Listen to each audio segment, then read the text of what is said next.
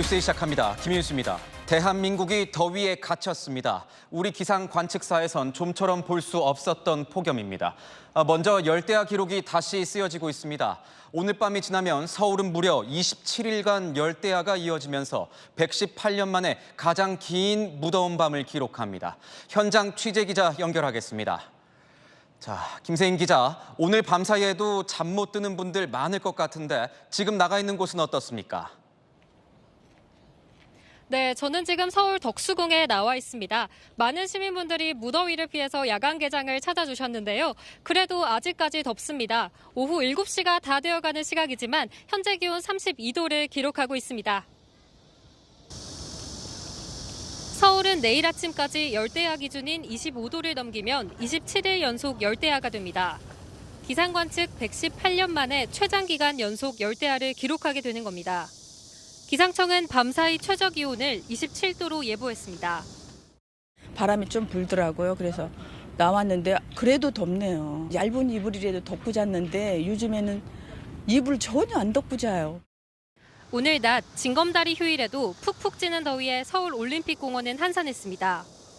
지표면은 뜨겁게 달궈져 표면 온도는 58도까지 올랐습니다. 더위를 피할 수 있는 인근 아이스링크장은 이용객으로 붐볐습니다. 아이스링크 실내 기온은 21도, 표면 온도는 15도까지 내려갔습니다. 너무 더워서 놀이터를 못 가요. 그래서 오늘은 좀 날씨가 너무 더워서 아이스링크에. 오늘 밤도 열대야를 기록하면 인천은 2018년 최장 연속 일수와 하루 차이가 되고 부산은 최장 기록이 23일로 늘어나게 됩니다. 지금까지 서울 덕수궁에서 전해드렸습니다. 길어도 너무 긴 무더위의 터널은 도무지 끝이 보이질 않습니다. 폭염의 기세는 앞으로 최소 열흘은 더 이어질 거라고 합니다. 이어서 서창우 기자입니다. 전국 대부분 지역에 폭염특보가 내려진 오늘. 하루 중 자외선이 가장 강한 시간대에 나와봤습니다. 오후 3시 46분. 현재 이곳 기온은 섭씨 35.9도입니다. 더위가 좀처럼 꺾이지 않고 있습니다. 옛날에 뉴스 보면은 아스팔트에 계란 구워 먹잖아요. 그런 느낌으로. 18년도에는 그래도 낮에는 활동할 만했던 것 같은데 최근 들어서는 낮에 거의 못 돌아다닐 정도로. 이런 무더위는 앞으로 적어도 열흘 동안은 이어질 전망입니다. 기상청에 따르면 서울 기준으로 오는 26일까지 최고 기온 분포는 32도에서 34도, 최저 기온도 열대야 기준인 25도 밑으로 떨어지지 않습니다. 같은 기간 다른 지역도 마찬가지입니다. 부산과 광주, 대전, 춘천 등 대부분의 지역에서 31도가 넘는 무더위가 이어질 것으로 보입니다. 최근 가장 무더웠던 2018년에는 처서를 지나면서 최고 기온이 30도 밑으로 차츰 내려갔습니다. 하지만 올해는 처서를 지나서도 무더위가 이어지는 겁니다. 이렇게 무더위가 이어지는 이유는 한반도를 뜨거운 공기덩이가 두 겹의 이불처럼 덮고 있는 현상 탓입니다. 우리나라 주변으로 형성된 북태평양 고기압과 대기 상층부의 뜨거운 티벳 고기압이 겹쳐지면서 낮 동안에는 매우 뜨거운 열이 쌓이고. 이번 주말 서울을 비롯한 전국 곳곳에 소나기가 내릴 전망이지만 더위를 식히기에는 역부족일 것으로 보입니다. 채널A 뉴스 서창우입니다. 이렇게 폭염과 열대야가 하루도 안 쉬고 계속 이어지다 보니 온열 질환자도 속출하고 있습니다. 게다가 냉방기기를 많이 쓰다 보니까 오히려 냉방병에 감기 그리고 코로나 환자까지 늘고 있습니다. 정성원 기자의 보도입니다. 어제 기준 온열 질환자는 2,652명으로 지난해 같은 기간보다 306명 더 많습니다. 8월 들어선 연일 두 자릿수로 환자가 발생하고 있고 지난 3일에는 하루에만 환자 183명이 나왔습니다. 그중 65세 이상이 31.7%로 가장 많습니다. 기록적인 폭염과 열대야에 냉방기기 사용이 늘면서 호흡기 질환을 호소하는 환자들도 많습니다. 에어컨을 장시간 켜놓고 환기가 안 되는 실내에 머물다 보니 여름 감기는 물론 냉방병과 코로나19까지 기승입니다. 목이 좀 아프다고 하셨고 열감이 있다고 하셨고 코막힘은 어떠세요? 코막힘은 조금 있는 것 같아요. 가래 기침이 상당히 많이 심했어요. 에어컨 쓰면 좀 몸이 안 좋아지고. 코로나19와 냉방병, 감기 모두 콧물과 재채기, 피로감 등을 동반하지만 코로나19의 경우 37.5도 이상의 고열을 동반합니다. 냉방병의 경우에는 마찬가지로 열이 별로 없습니다. 주로 목이 좀 건조하거나 두통이 주 증상이 되겠습니다. 따라서 발열이 있는 경우에 코로나19를 가장 의심해 볼 수 있고요. 냉방병과 일반 감기는 약을 먹고 휴식을 취하면 대체로 회복되지만 감기약을 먹어도 기침 같은 호흡기 증상이 계속되면 코로나19를 의심해야 합니다. 질병청은 오늘 코로나19 재유행으로 인한 치료제 부족을 체감하고 죄송하게 생각한다며 사과했습니다. 또 먹는 치료제 26만 명분을 확보해 이번 주부터 순차 공급한다고 밝혔습니다.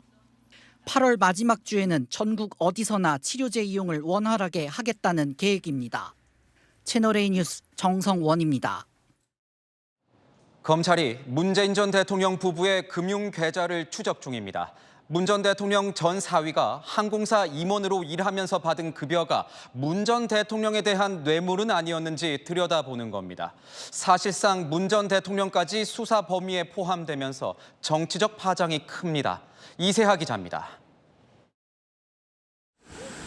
검찰이 문재인 전 대통령과 김정숙 여사의 계좌 거래 내역을 확보해 조사 중입니다. 문 전 대통령 딸 다혜 씨 금융거래 기록을 확인하는 과정에서 문 전 대통령 부부의 자금 흐름도 살펴보는 겁니다. 검찰은 문 전 대통령 전 사위 서모 씨가 2018년 타이 이스타제 전무로 채용돼 약 2년간 2억 원 넘는 급여를 받은 걸로 파악하고 있습니다. 검찰은 서 씨의 취업이 이상직 전 의원 중소벤처기업진흥공단 이사장 임명 대가가 아닌지 의심해 왔습니다. 타이 이스타젯은 이 전 의원이 태국에 세운 저가 항공사입니다. 하지만 서 씨는 항공사 근무 이력이 없던 걸로 알려졌습니다. 검찰은 타이 이스타젯 취업 전까지 청와대에서 서 씨 부부 생활비를 지원한 내역이 있는지 확인 중입니다. 이스타항공 측이 생활비를 대신 내줬다면 뇌물로 볼 수 있다는 게 검찰 시각입니다. 민주당은 강하게 반발했습니다. 전 대통령의 사회가 취직을 해 월급을 받은 것이 뇌물이라면 대통령의 가족은 도대체 어떻게 생계를 유지해야 한다는 말입니까? 숨도 쉬지 말아야 한다는 소리입니까? 검찰은 이 전 의원이 중진공 이사장으로 취임하는 과정에 청와대가 부당하게 관여한 정황이 있는지도 수사 중입니다. 조현욱 전 청와대 인사수석이 피의자 조사를 받았고 임종석 전 대통령 비서실장에게도 소환을 통보했습니다. 채널A 뉴스 이세아입니다.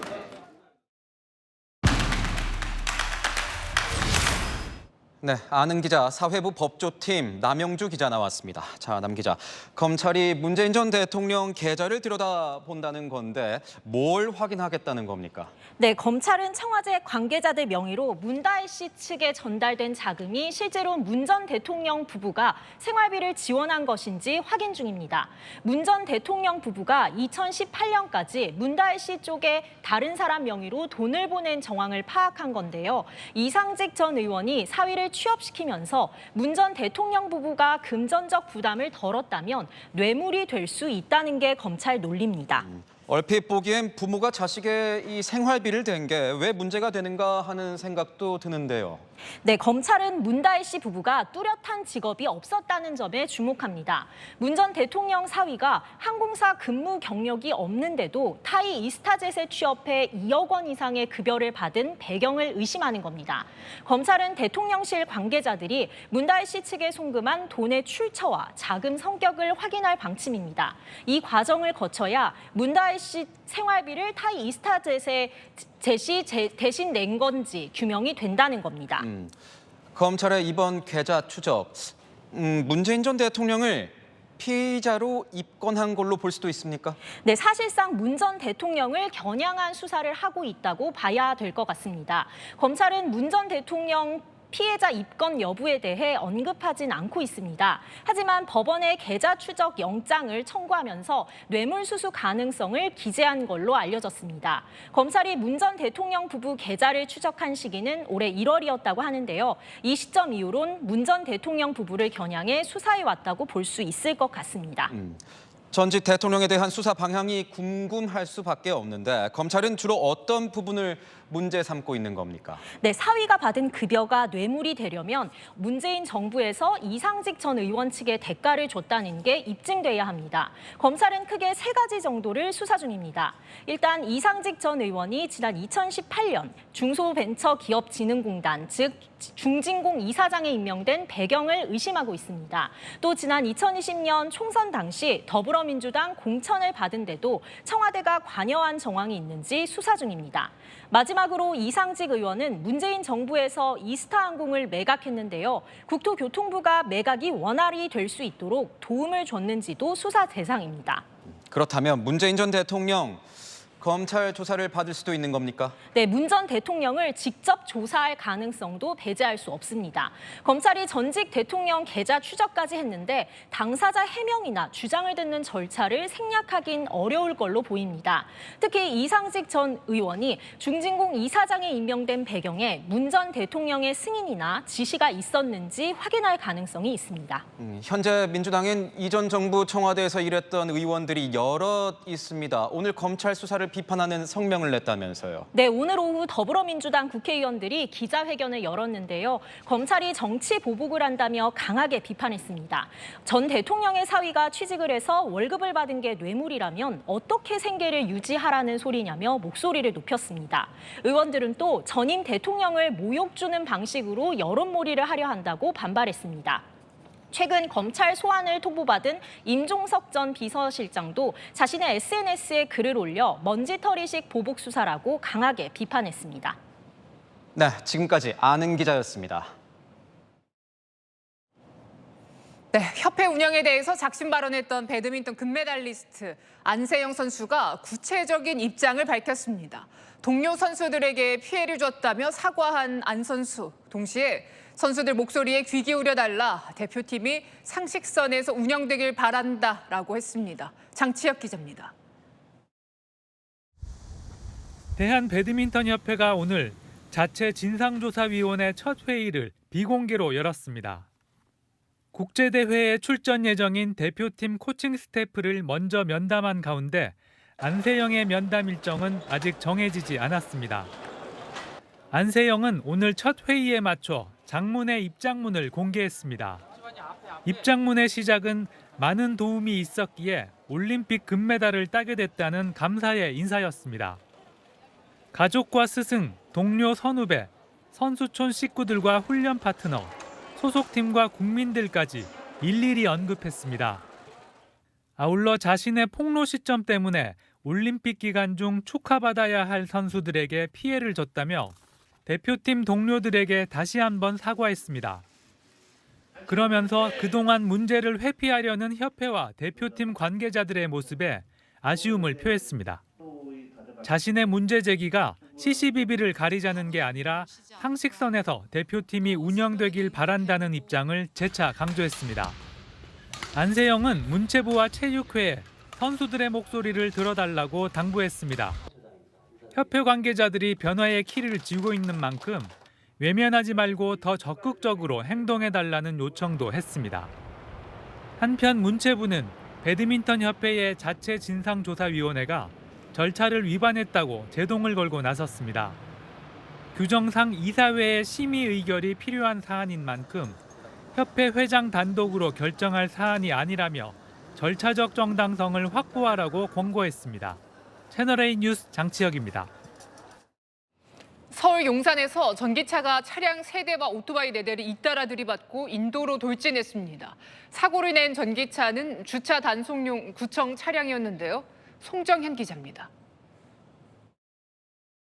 전기차 앞바퀴 부분이 크게 부서졌습니다. 차량 밑에는 오토바이가 찌그러진 채 넘어져 있습니다. 승용차 옆에는 공무수행이라고 적혀 있고 번호판이 달려있던 차량 뒷범퍼도 부서져 차체에 간신히 붙어 있습니다. 오늘 오후 1시 50분쯤 불법 주차 단속을 하는 구청 소속 전기차가 교통사고를 냈다는 신고가 들어왔습니다. 현장에는 하얀 바퀴 자국이 남아 있는데요. 운전자는 이 오토바이를 들이받고 나서야 멈춰 섰습니다. 좌회전 길이거든요. 그게 그래서 막 때리면서 이렇게 들어왔다니까. 차 치면서. 사고를 낸 구청 전기차는 도로에서 좌회전을 하다 갑자기 속도를 높여 차량 3대와 오토바이 4대를 잇따라 들이받았습니다. 오토바이 운전자 1명이 부상을 당해 병원으로 옮겨졌지만 생명에는 지장이 없는 걸로 전해졌습니다. 움직임이 거의 없다시피 계속 누워 계셨어요. 차량이 올 때까지 119가 와서 하나씩 하고. 사고 차량 운전자는 구청 직원으로 음주 상태는 아니었습니다. 경찰은 운전자를 상대로 정확한 사고 경위를 조사할 예정입니다. 채널A 뉴스 송정현입니다. 네, 음주운전을 하다가 교통사고를 내고 운전자 바꿔치기를 한 남성 2명. 술을 마신 장소부터 사고를 낸 곳까지의 행적이 40개 넘는 CCTV에 고스란히 담겨 있었는데요. 이기상 기자가 취재했습니다. 술을 마신 뒤 주차된 차로 이동하는 남성들. 흰색 상의에 반바지를 입은 남성이 운전석 쪽에 탑니다. 이 차량은 차선을 밟으면서 주행하더니 신호 대기 중인 트럭과 택시를 그대로 들이받습니다. 그런데 운전석 쪽에서 나온 남성은 검정색 상의에 긴 바지를 입고 있습니다. 사고 후 차 안에서 서로 자리를 바꾼 겁니다. 운전석에서 내린 남성은 자신이 운전했다면서 음주 측정을 해 면허 취소 수치를 받았습니다.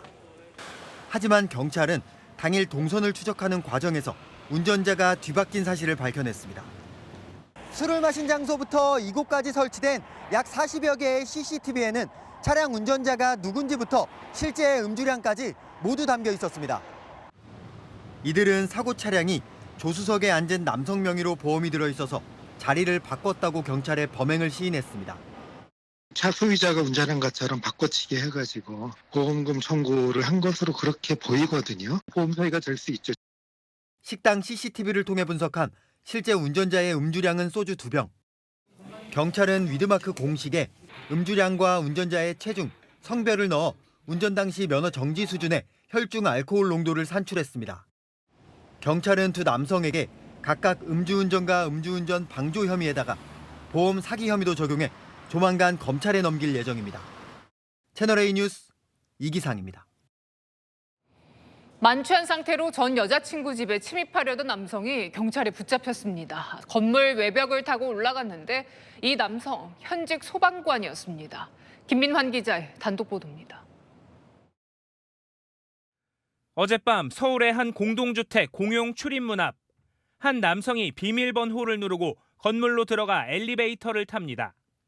잠시 뒤 계단으로 뛰어내려오더니 이번에는 옆으로 사라집니다. 그 후 5분도 지나지 않아 경찰에 한 여성의 신고가 접수됐습니다. 흉기를 든 남성이 창문을 통해 집으로 들어오려 한다는 신고였습니다. 여성이 집 현관문을 열어주지 않자 건물 외벽을 타고 창문으로 침입을 시도한 겁니다. 피의자는 이 건물 외벽을 타고 올라갔는데요. 밟고 올라섰던 에어컨 실외기는 심하게 훼손돼 떨어지기 일보 직전입니다. 두 사람은 헤어진 연인 관계로 인근 주민은 당시 남성이 왜 다른 남자를 만나느냐며 크게 따지는 소리를 들었다고 전했습니다. 남성은 현직 소방관인 것으로 확인됐습니다. 경찰서에서 그게 오긴 왔더라고요. 수사 개시 통보가 왔더라고요. 경찰 관계자는 범행 당시 소지한 흉기는 근처 편의점에서 산 것으로 파악됐다고 밝혔습니다. 경찰은 이 남성을 현행범으로 체포하고 스토킹과 특수협박, 음주운전 등 5개 혐의를 적용했습니다. 여성의 집까지 만취한 채 약 40km를 운전해온 사실도 드러나 음주운전 혐의가 추가된 겁니다. 체포 당시 혈중 알코올 농도는 0.065%로 면허 정지 수준이었습니다. 채널A 뉴스 김민환입니다. 탯줄이 그대로 달려있는 갓 태어난 영아의 시신이 저수지에서 발견됐습니다. 경찰은 영아를 유기한 사람을 추적 중입니다. 김대욱 기자입니다. 세종시 한 저수지. 소방차와 구급차들이 서 있고 소방대원들이 목재 구조물 주변을 살핍니다. 어제 오후 6시 30분쯤 이 저수지에 영아 시신이 떠 있다는 신고가 접수됐습니다. 현장에 출동한 경찰과 소방당국은 수면에 떠 있는 시신을 수습했습니다. 저수지를 산책하던 주민이 발견해 경찰에 신고했는데요. 영하 시신엔 탯줄이 그대로 달려있는 상태였습니다.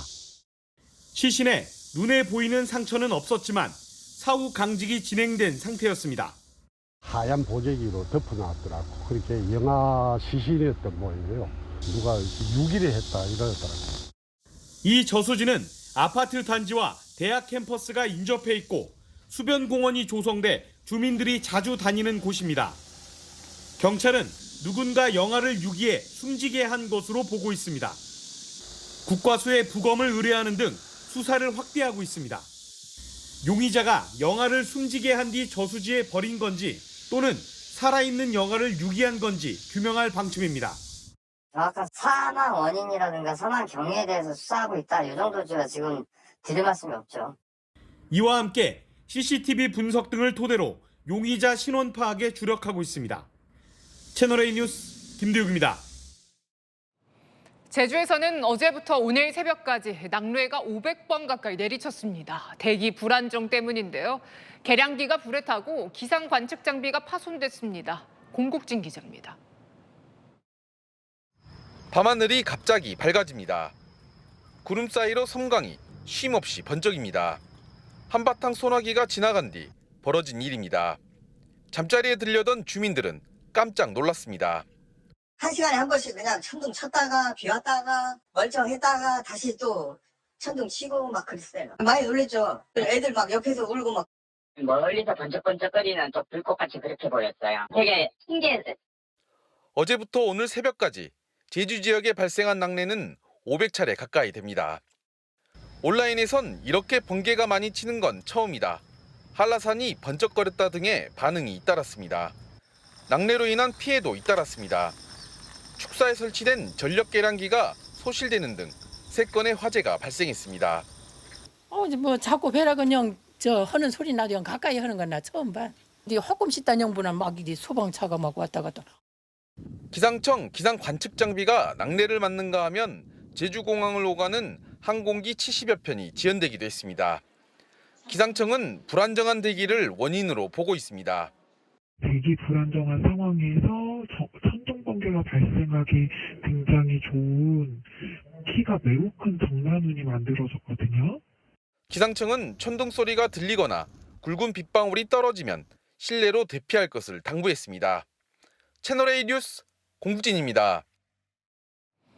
길가에 세워둔 전동 킥보드에서 갑자기 불이 났습니다. 충전 중도 아니었다는데요.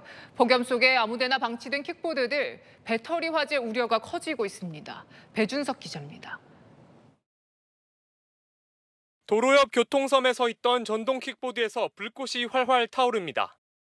회색빛 매캐한 연기가 점차 퍼져나갑니다.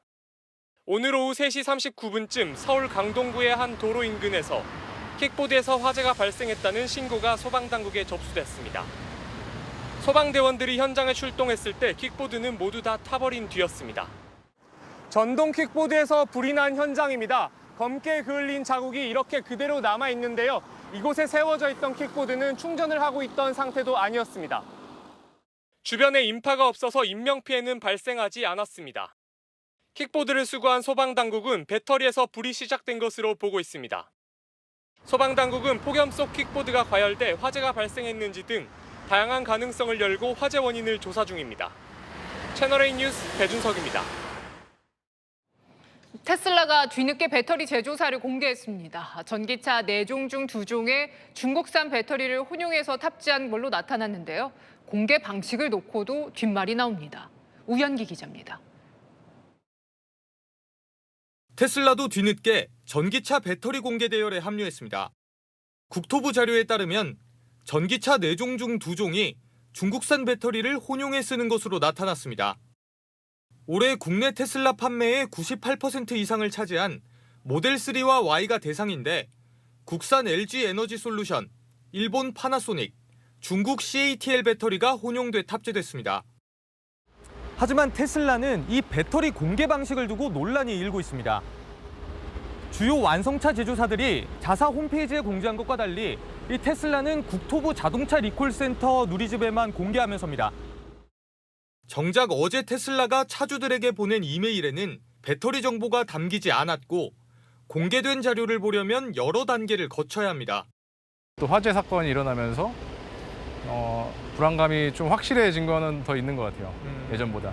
좀 재조사에서 좀 투명한 정보 공개나 이런 게 좀 부족한 건 좀 사실인 것 같고.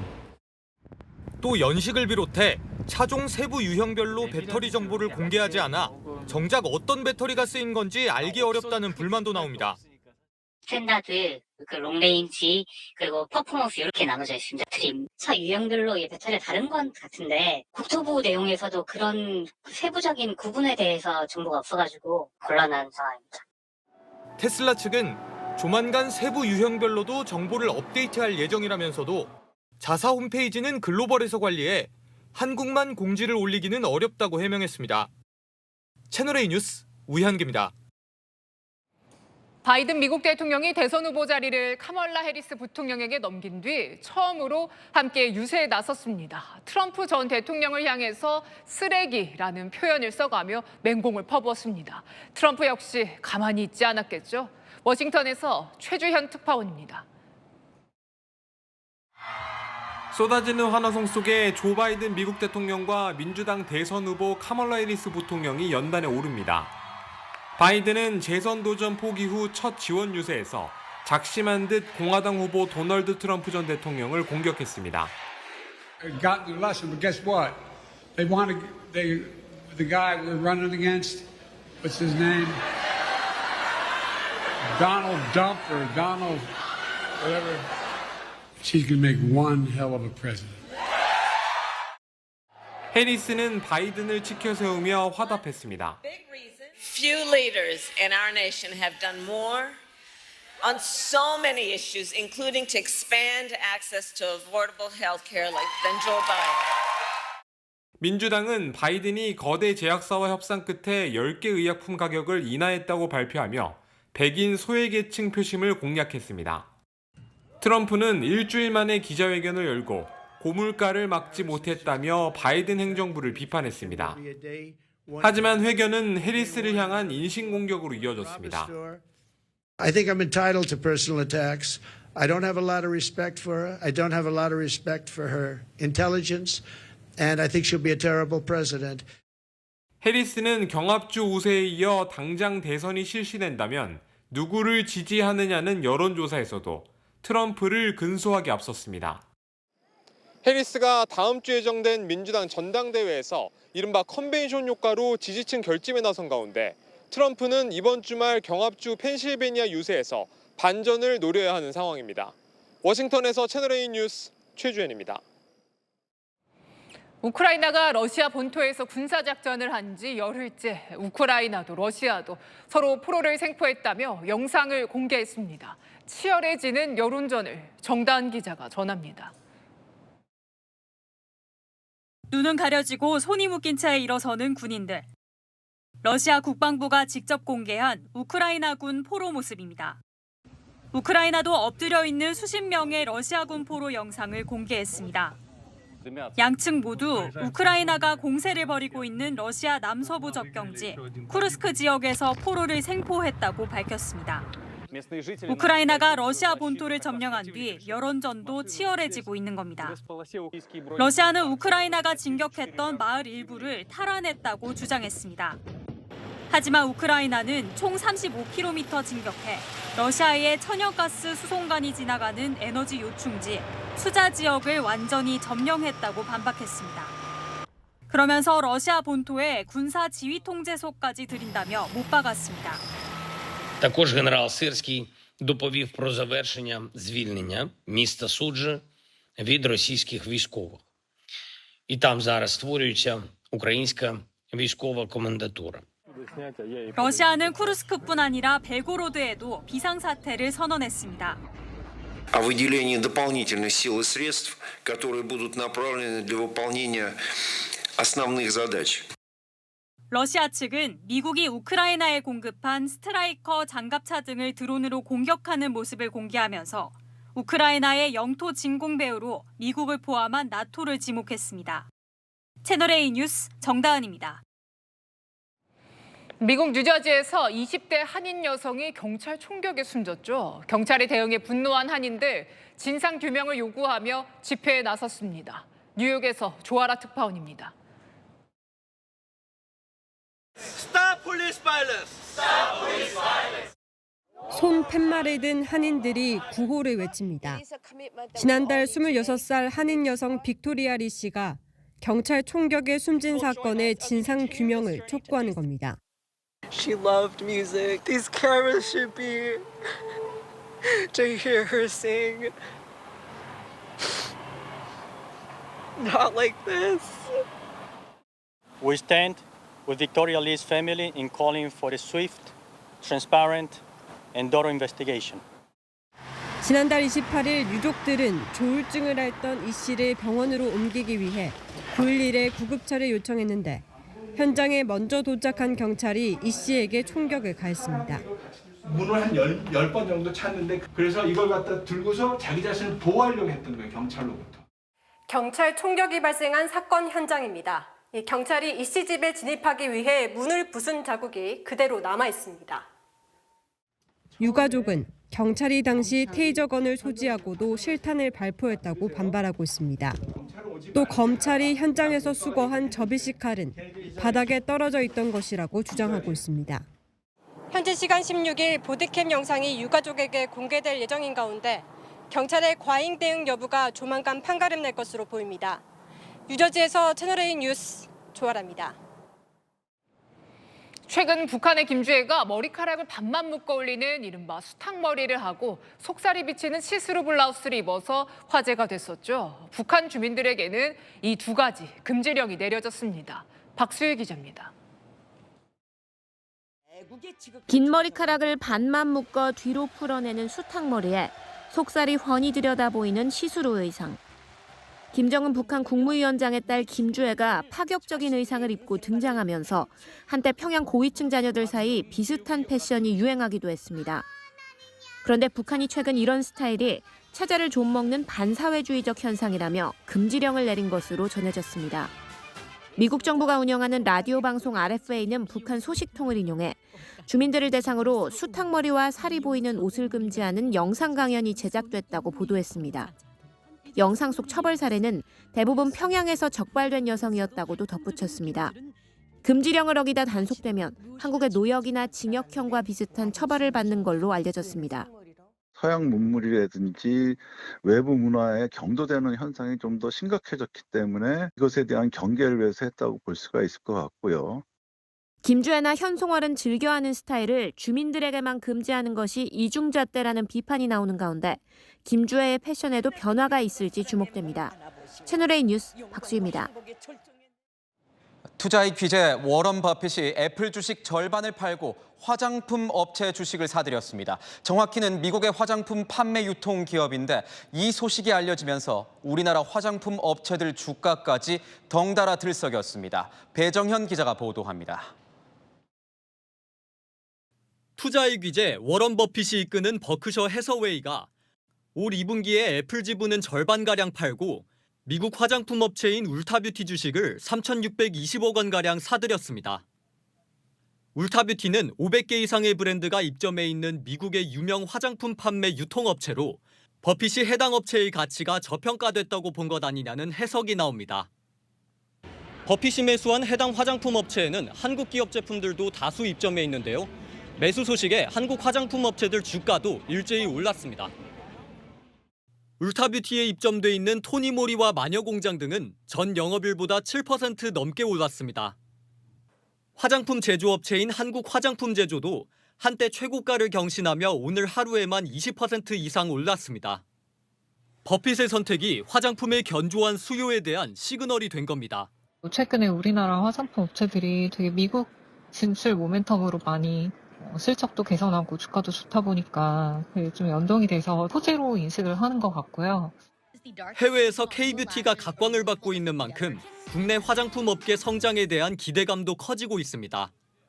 채널A 뉴스 배정현입니다. 최근 우리금융그룹에서 터진 손태승 전 회장 친인척 부당 대출 사건. 그 파장이 현재 경영진으로까지 옮겨붙고 있습니다. 적기에 필요한 대응을 하지 못했다는 건데 금융당국은 고의로 사건 보고를 누락한 게 아닌지 들여다보고 있습니다. 유찬 기자입니다. 금융감독원이 우리은행 부적정 대출 사건을 수사기관에 보내기에 앞서 보고 누락 여부를 집중 들여다보고 있습니다.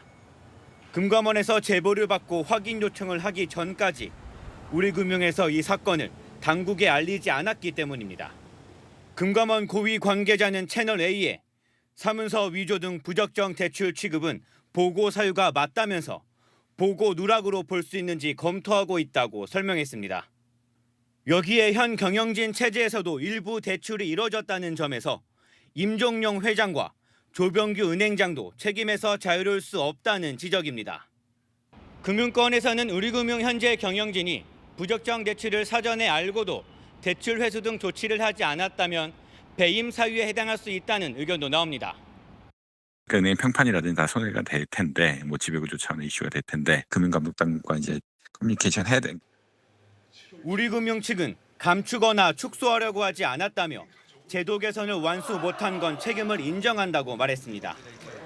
손태승 전 회장은 채널A에 내용을 잘 몰라 답하기 어렵다는 문자 메시지를 보내왔습니다.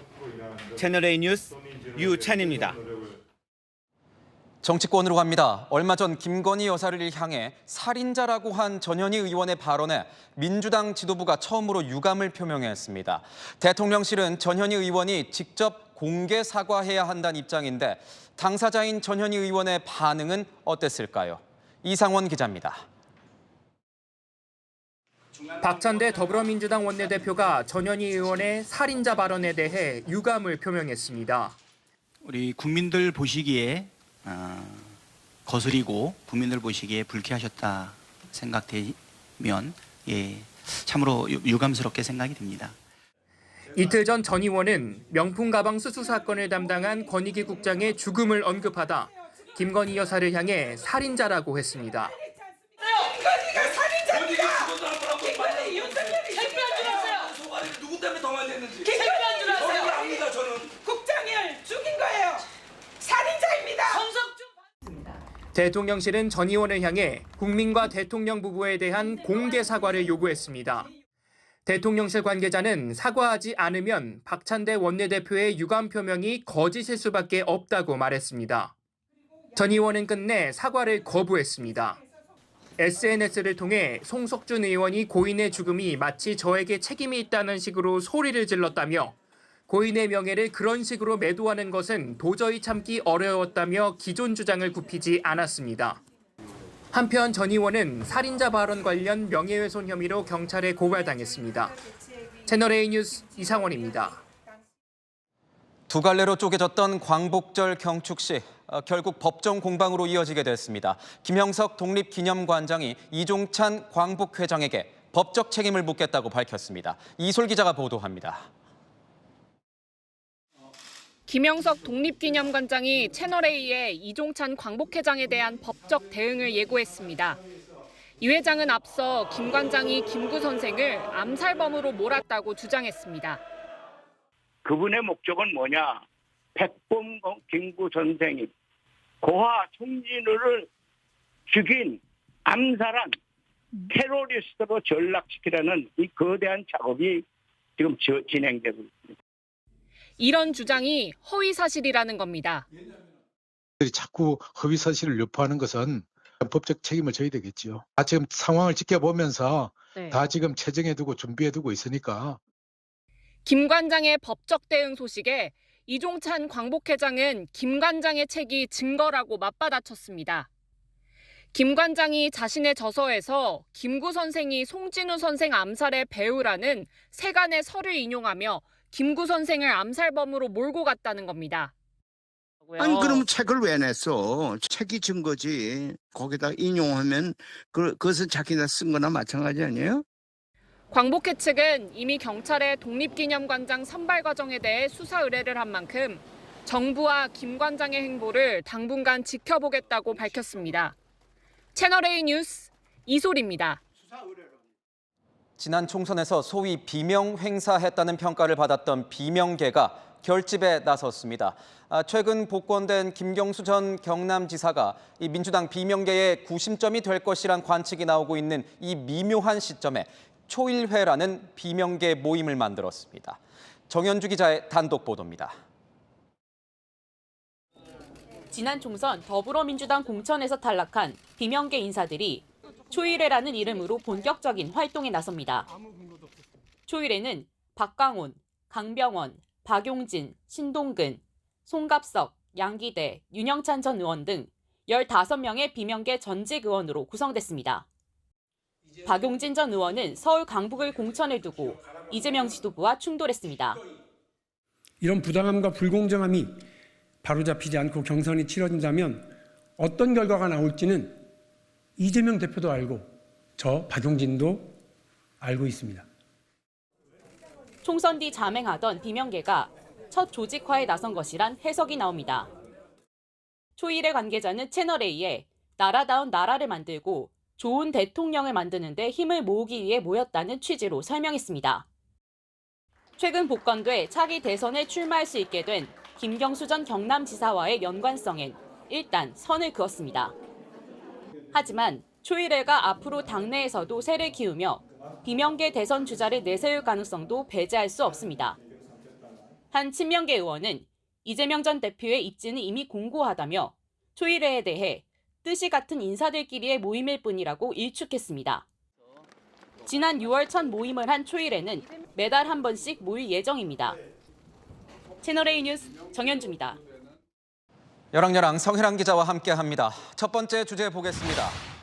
자, 한동훈 대표, 박찬대 대표 모습이 보이는데, 원내대표 모습이 보이는데 한 대표 쪽으로 뭐가 날아옵니다. 네, 바로 특검 수용 청구서입니다. 한동훈 대표 출마할 때 대법원장 같은 공정한 제3자가 추천하는 최상병 특검법 추진한다고 했었죠. 원래 이재명 전 대표 반대했었는데요. 민주당 입장이 바뀌었습니다. 민주당은 수용할 수 있습니다. 집권 여당 대표답게 국민과의 약속을 지켜서 제출하길 바랍니다. 다음 주 금요일까지나 아니면 한 열흘 정도 안에. 한동훈 대표는 답을 내놨습니까? 네, 한 대표 입장 1시간 반 만에 나왔습니다. 민주당 위헌성 더 강해진 특검법안 내더니 이젠 여당 법안도 수용할 수 있다고 한다면서 갈팡질팡한다 일단 비판했고요. 이 의혹까지 포함한 특검법 언급했습니다. 소위 친민주당 인사들끼리 나눈 대화를 갖고 마치 그것이 무슨 실체가 있는 것처럼 보도를 한 것이 정치권과 언론의 유착된 합작품이다. 임성근 전 사단장 구명 로비 의혹을 제기한 변호사가 민주당 측 인사들과 사전 논의했다. 제보 공작 의혹입니다. 그러니까 특검 조사 대상이 하나 추가된 건데 민주당은 뭐라고 합니까? 네, 이 제보 공작 의혹 넣고 싶다면 일단 법안에 넣어서 먼저 가져오라고 하더라고요. 그럼 최상병 특검법 급물살을 타게 되는 겁니까? 그렇게 쉽지만은 않아 보입니다. 특검 자체에 대한 친윤계 반대가 많죠. 제보 공작 의혹을 추가한 것도 한 대표가 원칙은 지키면서 당내 설득을 위해 절충안을 꺼낸 건데요. 오늘도 친윤계 취재해보니까 뭘 넣고 빼고 할 문제가 아니라면서 특검 프레임에 말려들 필요가 없다고 하고 있어서 지켜봐야 할 것 같습니다. 네, 다음 주제 보겠습니다.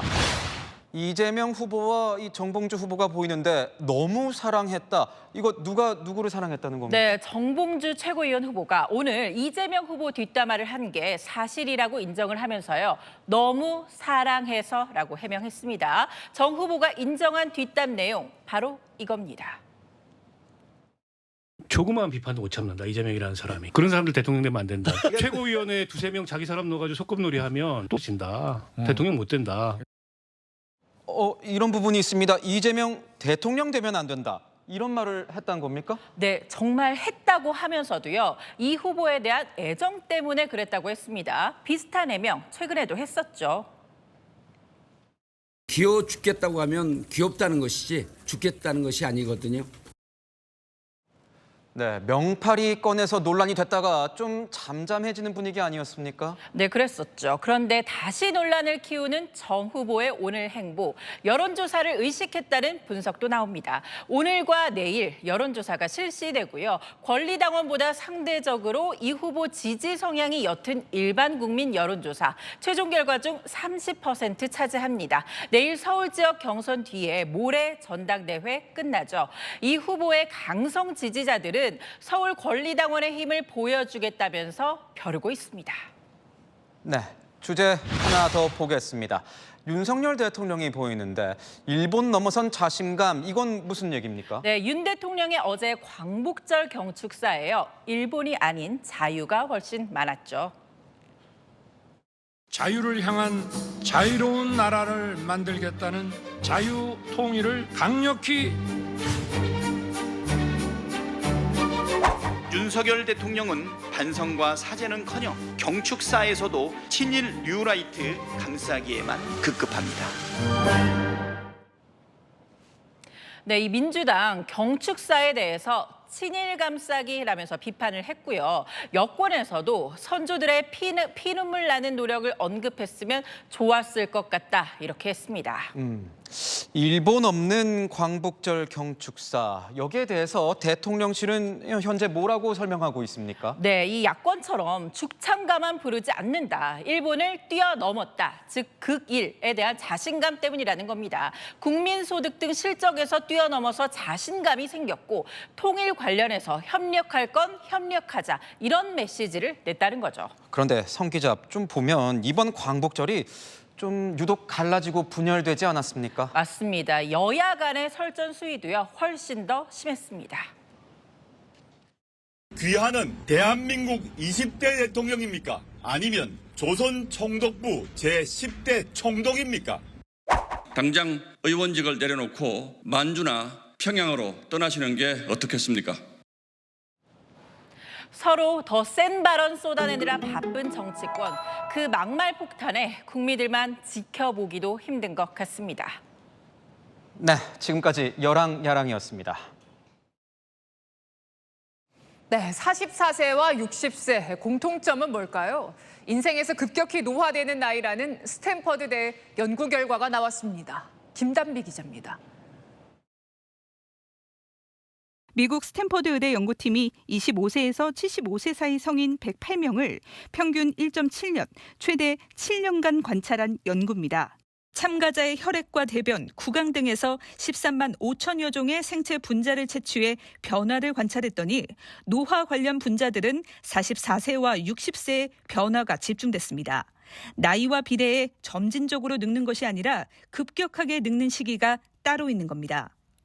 40대 중반에는 알코올과 카페인, 지방질 대사 능력을 좌우하는 분자들의 기능이 떨어지고 60대에는 신장 기능을 관장하는 분자의 변화가 두드러졌습니다. 배가 나오고 에너지 소모가 잘 안 일어나고 그런 쪽으로 변화가 많은 게 40대고 60대 같은 경우 신장 기능이 연령이 들면서 조금씩 떨어져요. 노폐물을 걸러내는 기능 자체가 60이 되면은 이제 확 좀 떨어진다는 얘기죠. 전문가들은 노화를 막지는 못해도 늦출 수 있다며 그 방법으로 운동과 식이요법을 꼽았습니다. 똑같은 노력을 했을 때 젊은 남자들이 살이 제일 잘 빠지잖아요. 젊은 분들은 이제 식이요법하고 운동하고 그러면은 고지혈증이나 이런 것들이 잡히는 경우가 꽤 많아요. 다만 연구팀은 왜 44세와 60세에 집중적으로 노화가 진행되는지는 밝혀내지는 못했습니다. 채널A 뉴스 김단비입니다. 네, 파리올림픽에서 역사적인 여자 단체전 10연패의 신화를 쓴 양궁 여자 국가대표들을 오픈 스튜디오에 모셨습니다. 어서 오십시오. 안녕하세요. 축하드립니다. 감사합니다. 축하 진짜 많이 받으셨죠? 네. 그래도 축하드립니다. 한 종목에서 10연패를 한다는 게 한 국가가 10연패를 한다는 게 정말 쉽지가 않은데 어떻습니까? 소감 한 말씀 들어볼게요. 먼저 일단 선배님들이 이렇게 역사를 써왔다는 것 자체가 좀 자부심이 되게 느껴지면서도 나도 이어가고 싶다라고 이렇게 좀 도전하게끔 만들었던 것 같아요. 일단 딱 도착하자마자 이제 본가로 내려가서 강릉에 있었는데 강릉에 있는 대부분 사람들은 많이 알아봐 주시고 축하해 주셔가지고 그리고 밥도 사주시는 분들도 많아서 진짜 사랑받다가 올라왔습니다. 그렇군요. 그동안 좀 경기 끝날 때까지 좀 참았던 거 있습니까? 경기 끝날 때까지 나 이건 안 하고 좀 참았다. 경기 이후에 해야지. 그랬던 거 혹시? 제가 원래 이런 네일 아트를 되게 좋아했는데 네. 그 올림픽 기간 중에는 한 번도 안 했거든요. 그래서 끝나고 나서 이제 한국에 와서 했습니다. 네일을 한번 보여주셔야죠. 네일 진짜 이쁘게 하셨네요. 네일을 못하는 이유가 있었습니까? 이제 못한다기보다 그냥 운동에 더 집중하기 위해서 좀 다른 거에 신경 안 쓰고 진짜 운동만 한 것 같아요. 다들 단체전 결승전 기억하시죠? 그 순간. 중국이랑 맞붙었을 때 이길 수 있을 거라고 생각했습니까? 어떻습니까? 이길 수 있다기보다는 이겨야겠다. 살짝 좀 뭔가 그 상해 월드컵이랑 이제 예천 월드컵 때 조금 아쉽게 진 경험이 있어서 아 이번에는 우리 컨디션 다 좋고 한번 이겨줘야겠다 해가지고 열심히 했습니다. 아, 한번 이겨줘야겠다 해서 이겼는데 슈도프까지 갈 거라고는 생각하셨습니까? 슈도프까지 갈 거라고는 예상 못했고 그냥 저희가 4대 0으로 이기고 있었기 때문에 이제 경기가 금방 끝날 수도 있겠다라고 생각을 했는데 이제 슈도프까지 가게 돼서 예상하지는 못했어요. 아, 예상하진 못했다. 남소연 선수 얘기를 좀 해볼게요. 남소연 선수가 1세트에서 몇 점 쐈습니까, 그때? 첫 발이요? 첫 발. 첫 발 8점 쏘고 시작했죠. 제가 그때 결승 이제 첫 게임 들어가기 직전에 언니들이랑 얘기하면서 저 진짜 자신 있게 쏘고 나올게요 라고 말을 하고 들어갔거든요. 뭐 전우정 선수가 정신 안 차려 뭐 이런 얘기 안 하고? 눈빛이 조금 느껴졌던 것 같기도 하고. 아, 눈빛이 조금 느껴졌다. 금메달 3개 따지 않았습니까? 네. 금메달 3개 중에 제일 마음에 드는 건 뭐예요? 저희는 단체전 10연패를 목표로 하고 갔기 때문에 단체전 메달이 가장 값지다고 생각을 하고 이게 혼자서 딴 게 아니라 저희 다 3명에서 첫 출전이거든요. 그 올림픽에서 첫 출전인 3명이 결과를 만들어낸 것 같아서 더 단체전이 애틋한 것 같아요. 개인전은 별로예요? 개인전은 개인전대로 이제 경기를 즐긴 것 같아서 그것도 너무 마음에 듭니다. 혼성 뭐 기분 나쁘겠는데? 혼성도 이제 우진이 오빠랑 같이 호흡 맞추면서 딸 수 있어서 너무 기쁘게 생각하고 있어요. 그렇군요. 저 뒤에도 나와 있지만 이렇게 턱 밴드를 많이 했잖아요. 아, 네네. 그 뭐 한 이유가 있나요? 요즘 이제 뭐 활을 쏘다 보니까 이제 여기가 채이고 나가거나 아니면 상처가 나가지고 이제 활 쏠 때 조금 아픈 거예요. 네. 그래가지고 밴드를 붙이고 한번 쏴보자 해가지고 밴드를 붙이면 조금 살짝 둔해지긴 하는데 그래도 진짜 잘 쏘는 선수면은 이런 거를 너무 크게 생각하지 말아야 되는 게 아닌가라고 생각하고 조금 그냥 하고 경기에 임했던 것 같아요. 이렇게 한 70m 뭐 여기서 쏘면 관역이 대략 어느 정도 크기로 보입니까? 노란 데가 한 이 정도 돼요? 노란 네. 19 그 정도가 10점은 진짜 점처럼 보이고. 네. 테두리도 안 보이고 그냥 저희 색깔로 보는 것 같아요. 노란색. 아니 그러면 세 분은 그렇게 먼데 점으로밖에 안 보이는데 어떻게 그거를 계속 10점에 꽂아 넣을 수 있는 거예요? 뭔가 양궁이 감운동이라서 조금 가능했던 것 같아요. 대략 하루에 몇 발 정도를 쏘십니까? 훈련할 때? 아침부터 이제 저녁까지 한 500발 정도 쏴요. 어떤 걸 좀 많이 서로 공유를 많이 해요? 팀전 할 때? 일단 바람 얘기를 가장 많이 하는 것 같고 그런 바람이 가장 중요한 것 같아요. 그리고 또 화이팅 해주는 거. 화이팅은 저희 셋 다 크게 하는 편인데 수연이가 굉장히 이게 복식호흡. 이게 이게 달라요. 한번 보여드려요. 그래 한번 이거 이게 간절할 때 나오는 건데. 간절할 때 한번 크게 해요? 괜찮습니다. 화이팅! 세 분 들어오시고 나서 정희서 회장님 네. 어떻습니까? 만나셨어요? 따로? 경기를 하는 내내 계속 경기 직관도 오셔주시고 끝나면은 그 선수가 나오는 길이 있거든요. 거기서 기다려주시면서 막 응원도 해주시고 그러셨거든요. 무슨 응원을 제일 많이 해주세요? 제가 그 너무 16강, 개인전 16강이 끝나고 막 이제 이기고 나서 이제 연습하려고 가고 있었는데 정혜선 회장님이 딱 기다리고 계셨던 거예요. 그래서 막 이렇게 손 이렇게 잡아주시면서 어차피 시간은 흘러간다. 상금이랑 부상은 어떻게 다 받았습니까? 아직 안 받아봐서 모르겠는데요. 받아봐야지. 일단은 진짜 저보다 더 진심이게 응원해주신 분들이 많으셔서 그분들한테 조금 보답을 먼저 해드리고 싶어서 그렇게 계약하고 있습니다. 저도 응원해주신 분들한테 이제 먼저 보답 저도 응원해주신 분들에게 보답을 가장 먼저 하고 싶고 부모님과 상의해서 좋은 곳에 쓸 것 같습니다. 다음 달에 국가대표 선발전 또 있는데 바늘구멍 통과하기보다 더 어렵다고 하잖아요. 올해 좋은 성적을 냈지만 다시 처음부터 시작한다는 생각으로 초심 잡고 다시 시작해 보겠습니다. 부담 없이 좀 편안하게 선발전 준비하고 또 최선을 다해서 해보도록 하겠습니다. 저는 이번 선수촌 생활하면서 언니 오빠들 또는 지도자 선생님들께 정말 많은 걸 배운 것 같거든요. 그래서 그 배움과 경험을 토대로 이번 선발전에도 좋은 모습 보여드리겠습니다. 세 분은 이제 금메달을 땄어요. 본인의 분야에서는 이제 최강자가 됐습니다. 근데 이제 많은 분들은 아직도 본인의 인생의 금메달을 따기 위해서 열심히 도전하고 있잖아요. 그런 분들을 위해서 좀 한 말씀 해주실 게 있다면 뭐가 있을까요? 저희도 다음 달에 있는 선발전에서 다시 처음부터 시작하면서 다시 도전을 하는 입장인데요. 화이팅! 나의 행복을 위해서 좀 끝까지 노력하다 보면 좋은 결과도 얻을 수 있을 것 같아요. 항상 그 순간이 힘들더라도 긍정적인 생각 많이 하면서 그 순간을 즐겼으면 좋겠습니다. 네, 오늘 말씀 너무 감사하고요. 정말 세 분 덕분에 행복한 8월이었습니다. 고맙습니다. 감사합니다. 길어지는 찜통 더위에 피서 계획하신 분들 많은데요. 이번 주말도 가끔 구름 많은 가운데 밤에는 27도 안팎, 낮엔 35도 안팎으로 무덥겠습니다. 바깥 활동은 최소화하고 수분과 염분을 충분하게 섭취해 주시길 바랍니다.